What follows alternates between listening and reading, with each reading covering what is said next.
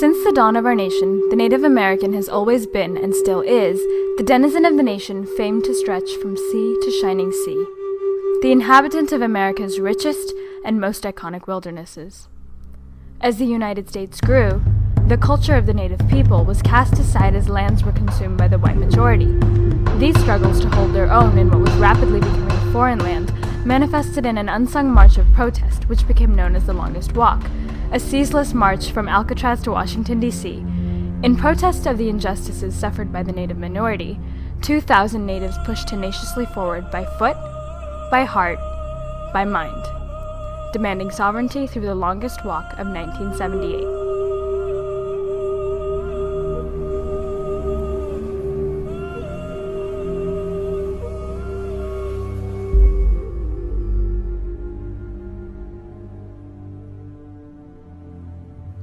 After the United States acquired the Louisiana Territory from France in 1803, the American dream pushed the young nation's borders westward, chasing an ambitious agenda of manifest destiny.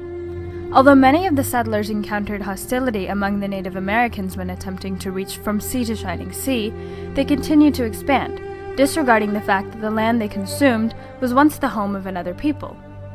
The American majority, instead, justified their settlement of native lands by invoking the Spanish doctrine of discovery. This expansionist mentality was accompanied by the idea that Americans had jurisdiction over native populations. This led to the conflicts within the states and numerous territories that required oversight by the Supreme Court. A series of court rulings that became known as the Marshall Trilogy set the stage for a Native American sovereignty. In the years following the final court ruling, Natives began to lose hold of their culture, land, and voices at an alarming rate. They suffered countless abuses both by the federal and local governments before the Native Americans finally started speaking up for themselves in the late 1960s. Sovereignty is important for all indigenous peoples, indeed all peoples. Sovereignty is something that you have that is your God-given right, and it's something that one needs to protect and others need to honor. With the emergence of the civil rights movement, the protests against the Vietnam War, and the wave of militant feminist uprisings, amongst other noteworthy events of the 1960s and 70s, perhaps one of the most overshadowed events of the decades was the American Indian Movement, or AIM. Initially, the goals of AIM were to improve the lives of Native people by increasing their standards of living. However, the movement went on to encompass equal treatment, and leaders soon embraced the battle to end discrimination against the Native people. Amidst the movement, another major, more controversial goal was to gain political sovereignty for reservations. The largest protest in favor of this, stretching more than 3,200 miles, was the Longest Walk of 1978. On February 11th, a group of AIM supporters started walking from Alcatraz, California, to express their grievances against the government. The walk ended in Washington, D.C. on July 15, 1978.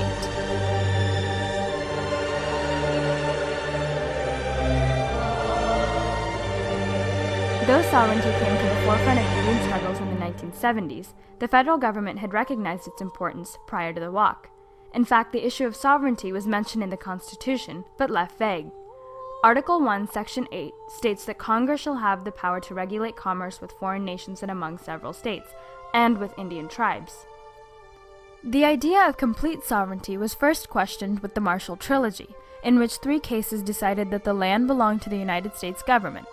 It was determined that Indian nations were not separate nations, but rather domestic dependent nations, and only Congress, not state governments, had the plenary powers over Native American legislation on their tribal lands. The Marshall Trilogy remained the sole doctrine for Indian affairs, despite the confusion and conflicts that the vague phrase domestic dependent nations brought about.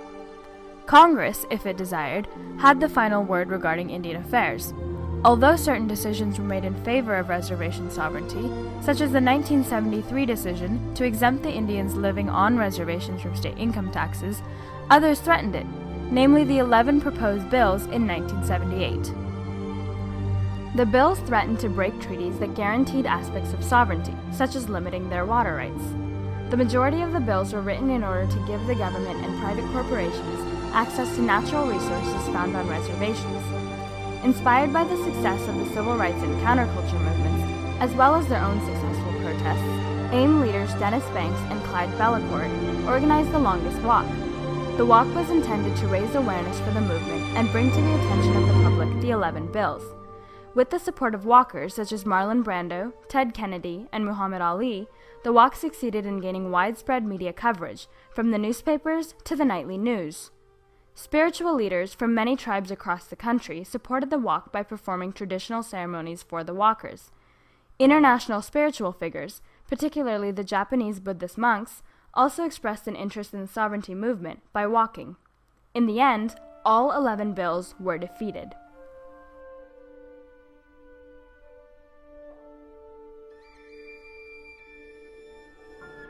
Also, as a result of the walk, two main bills in favor of sovereignty were passed.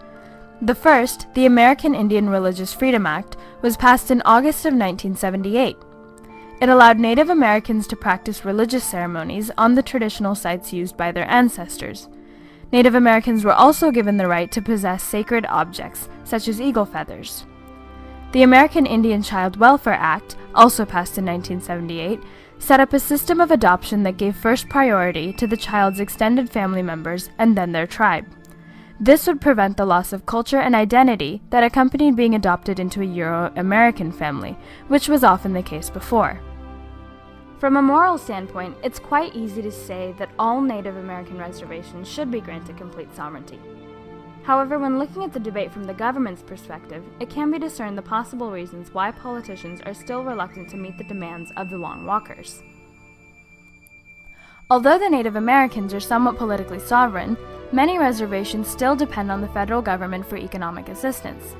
The government spends over $500 billion a year on Indian self-determination issues. Many of the reservations that receive these funds are not capable of supporting themselves. In fact, only those that are able to run successful casinos are economically self-sufficient.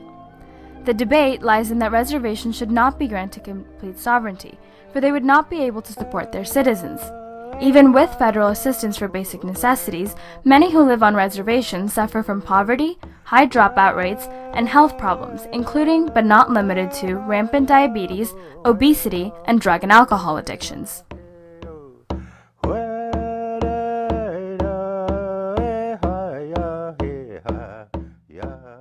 I really see that as very important to our struggles today, especially in the 70s when I was growing up.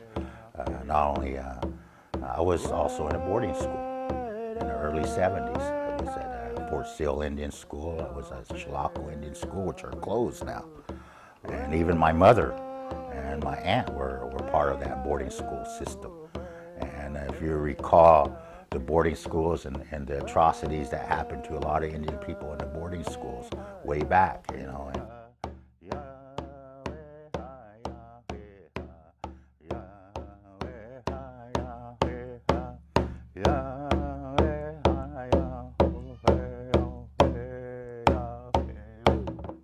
Oh, thank you. Just wanna start with this song, you know, because it's just very important for our people. The drum represents what we call the heartbeat of our nations. To a people who have long suffered a history of broken treaties, faced by a constant fear of their culture's extinction, the longest walk was the first step in a trek to sovereignty. A trek that never ended for the native man, one that continues today. In this walk to the capital of the nation that has replaced their own, the Native American has forged his own spiritual definition of sovereignty. In the hearts of the natives, sovereignty has become the way, the right to live and practice their own culture. Sovereignty lies in the customs and practices of their people. As a people, they have struggled, and still strive to have their voices heard by the American public, for a right to express this sovereignty, to live as they see fit. The long walker marches on, and never rests until the voices of his people has reached the ears of our nation.